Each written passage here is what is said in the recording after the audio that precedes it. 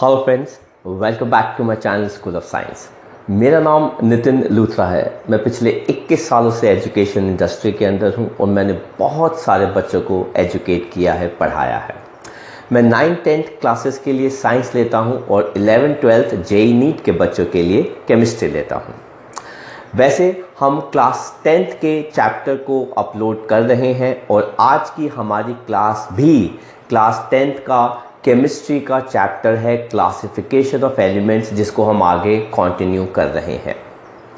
हमने इसके बाकी पहले के कुछ लेक्चर्स जो हमने अपलोड कर दिए हैं, पर हम बात कर रहे हैं क्लासिफिकेशन ऑफ एलिमेंट्स चैप्टर की, जिसके अंदर प्रॉपर्टीज कैसे चेंज वेरी करती हैं जब हम लेफ्ट टू राइट पीरियड में मूव करते हैं और ऊपर से नीचे ग्रुप में मूव करते हैं। दो प्रॉपर्टीज हम इससे पहले पढ़ चुके हैं, वैलेंसी और वैलेंस इलेक्ट्रॉन्स। अगली जो प्रॉपर्टी हम पढ़ने वाले हैं उसके लिए कुछ चीज़ों का ध्यान में होना रखना बहुत ज़रूरी है, इसलिए हम पहले उन चीज़ों पे फोकस कर रहे हैं। जो हम सबसे पहली टर्म अभी पढ़ने वाले हैं उसका नाम है न्यूक्लियर चार्ज। इसको हम शॉर्ट फॉर्म में क्या लिखते हैं, NC, न्यूक्लियर चार्ज, अपनी रेफरेंस के लिए। अब ये क्या होता है, जरा इस चीज को देखिएगा।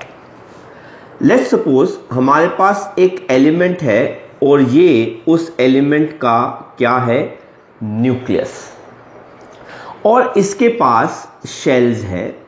ये वाला जो है वो वैलेंस शेल है और इसके अंदर इलेक्ट्रॉन्स हैं जिसके ऊपर चार्ज क्या है, नेगेटिव। तो न्यूक्लियस जिसके ऊपर चार्ज क्या है, पॉजिटिव। किसकी वजह से, प्रोटॉन्स की वजह से। किसकी वजह से, प्रोटॉन्स की वजह से वो इन इलेक्ट्रॉन्स के ऊपर जिनका चार्ज क्या है, नेगेटिव, अपनी तरफ अट्रैक्ट करता है। इस फोर्स ऑफ अट्रैक्शन को हम क्या कहते हैं, न्यूक्लियर चार्ज कहते हैं। तो ये एक तरह का फोर्स ऑफ अट्रैक्शन है वैलेंस इलेक्ट्रॉन्स के लिए। तो ये क्या है, फोर्स ऑफ अट्रैक्शन। तो हम इसको कैसे डिफाइन करते हैं, it is the force of attraction exerted by nucleus जिस पे चार्ज क्या है, पॉजिटिव, ओवर वैलेंस इलेक्ट्रॉन्स जिन पे चार्ज क्या है, नेगेटिव। तो अगर न्यूक्लियस लास्ट शेल के इलेक्ट्रॉन्स को अपनी तरफ खींचेगा तो लास्ट शेल के इलेक्ट्रॉन्स या फिर लास्ट शेल न्यूक्लियस के पास आना शुरू हो जाएगा। अब छोटे मोटे दो सवाल बनते हैं, सर क्या न्यूक्लियस अंदर के शेल्स को अट्रैक्ट नहीं करता? बिल्कुल अट्रैक्ट करता है, वो तो उसकी फिट में, उसकी रेंज में, उसके ग्रिप में पहले से ही है। हमें मेन कंसर्न होता है लास्ट शेल कहीं दूर ना निकल जाए हमसे, कहीं वो वाले इलेक्ट्रॉन जो है वो हमसे बाहर ना हो जाए। तो जो हमारी बाउंड्री के अंदर है या जो हमारे पास है उन पे तो फोर्स ऑफ अट्रैक्शन आएगा ही आएगा, लेकिन हमारा मेन कंसर्न होता है कि लास्ट के जो हमारे इलेक्ट्रॉन है जो हमसे बड़ी दूर है, कहीं वो हमारी रेंज से स्लिप आउट ना हो जाए या वो सराउंडिंग में चले ना जाए, वो लॉस्ट ना चले जाए। तो इस वजह से न्यूक्लियस का मेन ध्यान, मेन कॉन्सेंट्रेशन जो है वो कहां पर होती है, लास्ट शेल के इलेक्ट्रॉन्स पे। उस फोर्स ऑफ अट्रैक्शन को हम क्या कहते हैं, न्यूक्लियर चार्ज कहते हैं। ये वाले इलेक्ट्रॉन्स जो होंगे ये थोड़ी ना कहीं बाहर जाएंगे, राइट। तो न्यूक्लियर चार्ज क्या होता है, वो फोर्स ऑफ अट्रैक्शन जो न्यूक्लियस के पॉजिटिव चार्ज प्रोटॉन्स एक्सर्ट करते हैं लास्ट शेल के नेगेटिव चार्ज इलेक्ट्रॉन्स पे, जिनकी वजह से वो पास आना शुरू होगा। लेकिन अब यहां पे कहानी थोड़ी सी बदल गई। अब सर आप कह रहे हो कि वैलेंस इलेक्ट्रॉन्स पास आएंगे। अगर वैलेंस इलेक्ट्रॉन्स बेटा पास आएंगे तो वो इधर की तरफ मूव करना शुरू कर देंगे।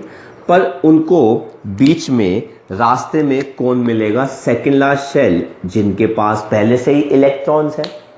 तो ये नेगेटिव चार्ज और ये नेगेटिव चार्ज एक दूसरे को क्या करने लग जाएगा? थोड़ा सा रिपेल करने लग जाता है, और इस फोर्स ऑफ रिपल्शन को हम कहते हैं स्क्रीनिंग या शील्डिंग इफेक्ट। मतलब एक तरह का ये जो सेकेंड लार्ज शेल है ये शील्ड बन गया लार्ज शेल के और न्यूक्लियस के बीच में।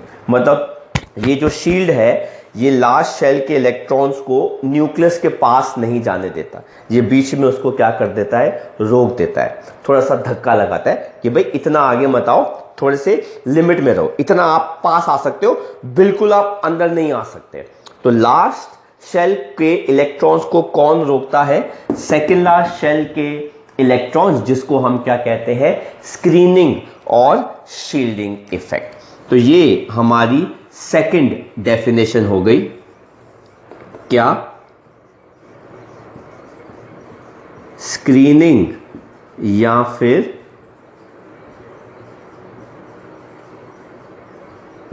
Shielding effect. इसको हम शॉर्ट फॉर्म में कैसे लिख रहे हैं? SE। हालांकि क्लास 10th की NCERT इसके बारे में ज़्यादा बात नहीं करती है, पर हमारा आपको बताना समझाना थोड़ा सा ज़रूरी है, इसलिए हम लिख रहे हैं। तो इसको हम कैसे डिफाइन करते हैं? It is the force of repulsion exerted between electrons of last two shells। ये फोर्स ऑफ रिपल्शन है जो लास्ट के दो शेल्स के बीच में आता है, जिसको हम कहते हैं स्क्रीनिंग और शील्डिंग इफेक्ट। अब मेरी बात एक ध्यान से याद रखना, ये स्क्रीनिंग या शील्डिंग कभी भी इतनी ज्यादा नहीं होगी कि ये लार्ज शेल के इलेक्ट्रॉन्स को हमेशा के लिए धक्का मार दे और वो चले जाए। नो, जितना मर्जी लार्ज शेल पास आ जाए ये उसको रिपेल करेगा, रोकेगा, पर इतना जोर से धक्का कभी नहीं मारेगा कि वो लॉस्ट हो जाए। क्यों? क्योंकि न्यूक्लियस के पास प्रोटॉन्स बहुत सारे होते हैं कंपेयर टू इसके इलेक्ट्रॉन्स, इसलिए मैग्नीट्यूड वैल्यू न्यूक्लियर चार्ज की, फोर्स ऑफ अट्रैक्शन की हमेशा ज्यादा रहती है। किससे? स्क्रीनिंग से हमेशा ज्यादा रहती है। इस वजह से लार्ज शेल के इलेक्ट्रॉन को न्यूक्लियस से जो फोर्स ऑफ अट्रैक्शन मिलता है वो उसको होल्ड करके रखते हैं। स्क्रीनिंग कभी भी इतना धक्का नहीं देगी कि वो लॉस्ट हो जाए, इलेक्ट्रॉन सराउंडिंग में चले जाए, कोई उनको लेके भाग जाए। Right? I repeat, magnitude nuclear charge का हमेशा ज्यादा होता है स्क्रीनिंग इफेक्ट से, रिपल्शन से। इस वजह से लार्ज शेल के इलेक्ट्रॉन्स एटम के पास रहते हैं। तो इसलिए जब आप इन सब को कंसिडर कर लेते हैं, जब आप न्यूक्लियर चार्ज को और स्क्रीनिंग इफेक्ट को कंसिडर कर लेते हैं, तो जो बचा कुचा रिजल्टेंट फोर्स ऑफ अट्रैक्शन होता है उसको हम कहते हैं effective nuclear charge.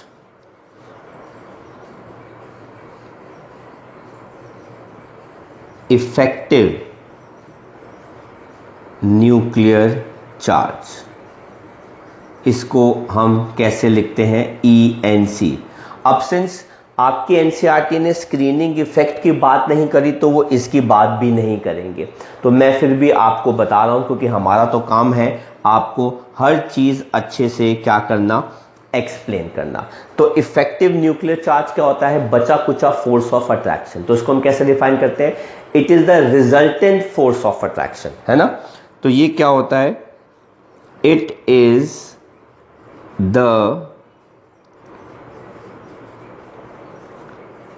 resultant force of attraction exerted by nucleus over valence electrons after considering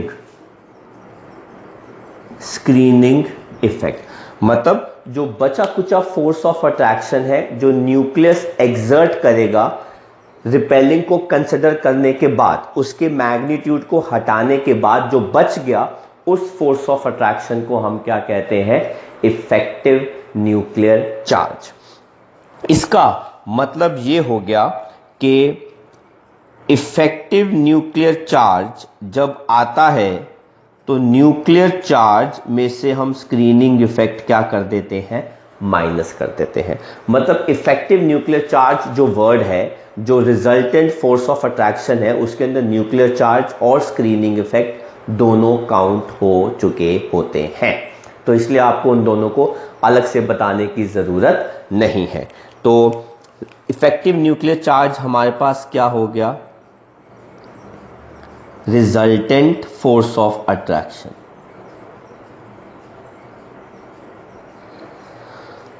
क्या हो गया? Resultant force of attraction. अब मैं आपसे एक बड़ी सिंपल सी छोटी सी चीज पूछ रहा हूं और बाद में मैं बताऊंगा, क्योंकि अगर आपको ये याद हो गया, आपका आगे की सारी प्रॉपर्टीज, टॉपिक्स, ट्रेंड्स जो है वो कंफर्टेबल हो जाएंगे। मैं आपसे ये पूछ रहा हूं, अगर किसी रीजन की वजह से इफेक्टिव न्यूक्लियर चार्ज इंक्रीज होता है, बढ़ता है, अगर फोर्स ऑफ अट्रैक्शन इन दो चीजों के बीच में किसी भी रीजन की वजह से, मैं कह रहा हूं कि इन दो ब्लू मार्कर और रेड मार्कर के बीच में फोर्स ऑफ अट्रैक्शन क्या करता है? इंक्रीज, तो ये दोनों पास आएंगे कि दूर आ जाएंगे? अगर इन दोनों के बीच में फोर्स ऑफ अट्रैक्शन इंक्रीज करेगा तो ये एक दूसरे के पास आते हैं, जिसकी वजह से साइज क्या कर जाता है? डिक्रीज। एंड अगर किसी रीजन की वजह से ये फोर्स ऑफ अट्रैक्शन क्या हो रहा है? कम। अगर फोर्स ऑफ अट्रैक्शन कम हो रहा है तो जाहिर सी बात है इनके बीच में रिपल्शन बढ़ेगी, तो साइज क्या कर जाता है? इंक्रीज।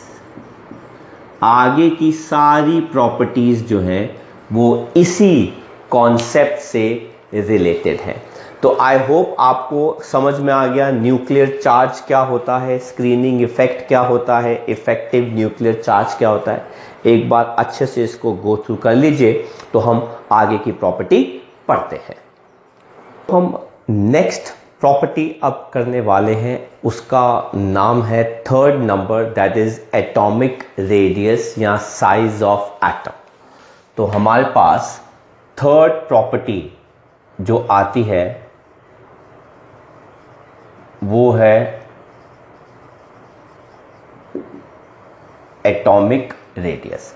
अब सबसे पहले तो हम देखते हैं कि भाई एटम का रेडियस होता क्या है। भाई एटम के अंदर सेंटर में क्या होता है? न्यूक्लियस। न्यूक्लियस से चलते चलते चलते चलते कहां तक पहुंच जाते हैं हम? उसके लास्ट शेल तक, वैलेंस शेल तक। उस डिस्टेंस को हम कहते हैं एटम का रेडियस। तो ये क्या होता है? It is the distance between centre of nucleus and valence या फिर last shell.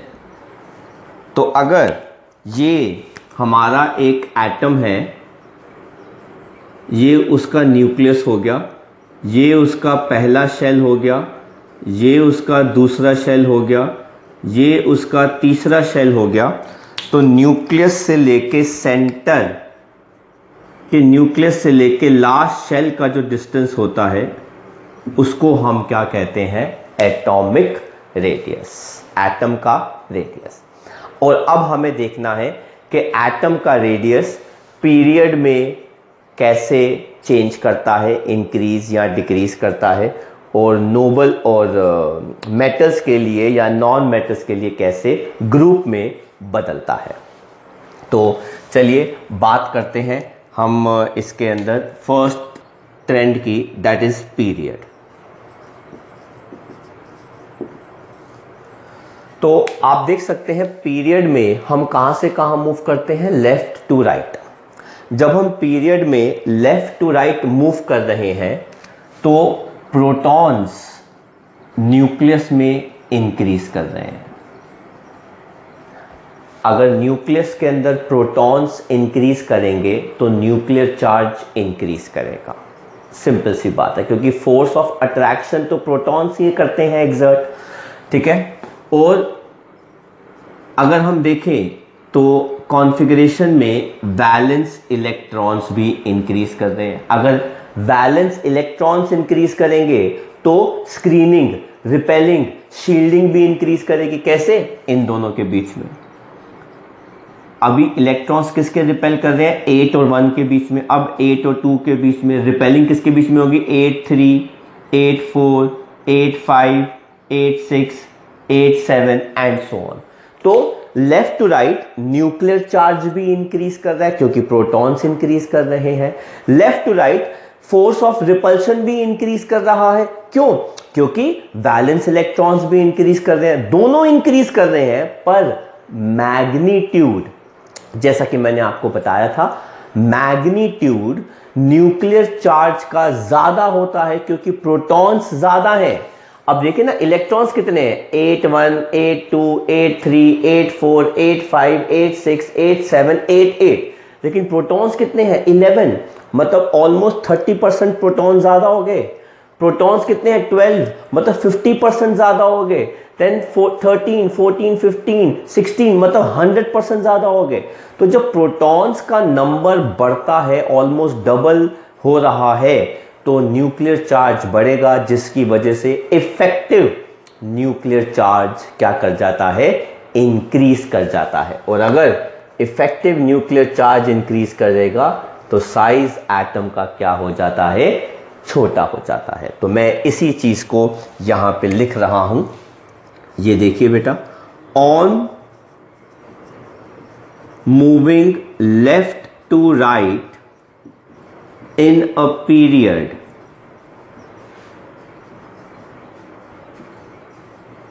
nuclear charge increases. Sir क्यों? Because number of protons क्या कर रहे हैं, increase.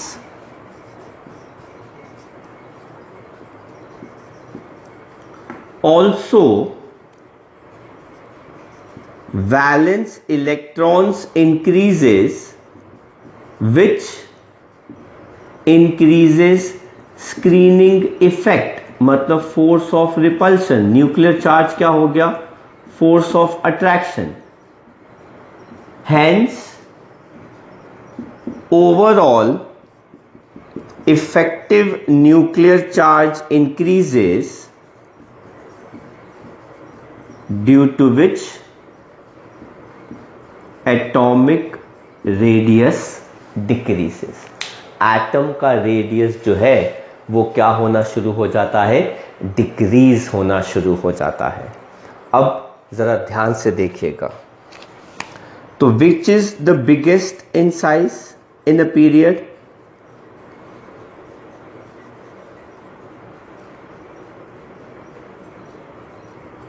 वो कौन होता है, एल्कली मेटल्स। क्योंकि लेफ्ट टू राइट साइज छोटा हो रहा है, इस वजह से। Which is the smallest element in a period. अब बच्चे बोलते हैं नोबल गैसेस, नो, वो कौन होते हैं, हैलोजेंस। हैलोजेंस जो है वो स्मॉलेस्ट होते हैं। अभी बताता हूं क्यों। तो ये क्या हो गए, स्मॉलेस्ट, ये क्या हो गए, बिगेस्ट। तो सर फिर नोबल गैस, उसको तो स्मॉलेस्ट होना चाहिए। नहीं बेटा, नोबल गैस का साइज थोड़ा सा बड़ा होता है हैलोजन से, क्योंकि वो स्टेबल होते हैं, उनका लास्ट शेल फुली फिल्ड होता है, उसके पास एक इलेक्ट्रॉन्स होते हैं। तो यहां पर हम एक स्टार का साइन मार्क करेंगे और लिखेंगे noble gases have slightly bigger size than halogens, क्यों भाई? ड्यू टू इट्स स्टेबिलिटी और हैव 8 वैलेंस इलेक्ट्रॉन्स। तो स्टेबिलिटी की वजह से नोबल गैस थोड़ी सी चौड़ी हो जाती है। जब चौड़ी हो जाती है तो साइज जो है वो थोड़ा सा क्या कर जाता है, इंक्रीज कर जाता है। उस रीजन की वजह से बिगेस्ट कौन हो गए, एल्कली मेटल्स पीरियड के अंदर, स्मॉलेस्ट कौन हो जाते हैं, हैलोजेंस, और नोबल गैसेज जो है वो थोड़ी सी हैलोजन से क्या हो जाती है, बड़ी हो जाती है। हालांकि एनसीईआरटी बुक अगेन इसके बारे में बात नहीं करती है, पर हमने आपको बता दिया। वो जनरल ट्रेंड में कहती है कि लेफ्ट टू राइट साइज जो है वो क्या कर रहा है, डिक्रीज कर रहा है। वो डेप्थ में जो है वो नहीं गई, पर हमने आपसे शेयर कर लिया। तो this is what happens in a period, कि पीरियड के अंदर आप देख सकते हैं प्रोटॉन्स बढ़ रहे हैं। अगर प्रोटॉन्स बढ़ेंगे तो न्यूक्लियर चार्ज बढ़ेगा। वैलेंस इलेक्ट्रॉन्स बढ़ रहे हैं, अगर वैलेंस इलेक्ट्रॉन्स बढ़ेंगे तो रिपेलिंग बढ़ेगा, स्क्रीनिंग बढ़ेगा। लेकिन दोनों का अगर मैग्नीट्यूड इंक्रीज करता है तो ओवरऑल इफेक्टिव न्यूक्लियर चार्ज बढ़ता है, रिजल्टेंट फोर्स ऑफ अट्रैक्शन बढ़ता है, जिसकी वजह से अगर रिजल्टेंट फोर्स ऑफ अट्रैक्शन बढ़ेगा तो साइज जो है वो क्या कर जाता है, डिक्रीज कर जाता है। तो पीरियड के अंदर साइज जो है वो क्या कर जाता है, डिक्रीज कर जाता है। राइट? तो आपको कॉन्सेप्ट समझ में आ गया। तो हम अब बात करते हैं किसकी, ग्रुप की। अब ग्रुप में कैसे होता है, अब आप ग्रुप में कहां मूव करते हो, ऊपर से नीचे। आप देख लो, lithium, sodium, potassium, fluorine, chlorine, bromine. ऊपर से जब आप नीचे मूव कर रहे हो तो क्या कर रहा है, साइज क्या कर रहा है, इंक्रीज, डिक्रीज के सेम? तो जवाब है इंक्रीज। सर क्यों? क्योंकि नंबर ऑफ शेल्स बढ़ रहे हैं। आप देखिए कितने शेल्स है इसके पास, 2। कितने शेल्स है इसके पास, 3। कितने शेल्स है इसके पास, 4। जब एक शेल ऐड होता है तो साइज अच्छा खासा इंक्रीज करता है। यहां पे भी आप देख सकते हैं 2 शेल्स है, 3 शेल्स है, 4 शेल्स है। तो जैसे जैसे 2 shell, 3 shell, 4 shell, 5 shell, 6 shell and आगे जाके आ जाते हैं 7 शेल्स। साइज हमेशा ग्रुप में ऊपर से नीचे इंक्रीज करता है, क्योंकि नंबर ऑफ शेल्स इंक्रीज करते हैं, क्योंकि उसका ऐड होना बहुत बड़ा वैल्यू कंसिडर किया जाता है। तो हम क्या लिखेंगे, एटॉमिक, इसको हम ऐसे लिखते हैं, on moving down the group, on moving down the group, atomic radius increases because number of shells increases। तो जब आप ऊपर से नीचे ग्रुप में मूव करते हैं तो एटम का साइज, एटम का रेडियस इंक्रीज करता है, क्योंकि नंबर ऑफ शेल्स क्या करते हैं, इंक्रीज करते हैं। तो आई होप आपको हमारी आज की 3rd प्रॉपर्टी एटॉमिक रेडियस जो हमने पढ़ा आपको समझ में आया। मैंने बहुत ही सिंपल लैंग्वेज में आपको एक्सप्लेन किया है, मैंने बहुत ही सिंपल लैंग्वेज का यूज भी किया है ताकि आप उसको आराम से लिखें, लिखते समय समझें, पढ़ें तो आपको याद हो जाएगा। राइट? अगर आपको हमारा आज का लेक्चर अच्छा लगा तो इसको लाइक करना मत भूलिएगा। अपने फ्रेंड्स के साथ भी ज़रूर इसको शेयर कीजिए ताकि वो भी इसका बेनिफिट जो है वो उठा सके। और जिन बच्चों ने मेरे चैनल को सब्सक्राइब नहीं किया, सब्सक्राइब कर लो, क्योंकि और भी बहुत सारे लेक्चर्स इससे रिलेटेड चैप्टर से, आगे के चैप्टर से आपको मिलने वाले हैं। Till then take care, study hard, bye bye from School of science.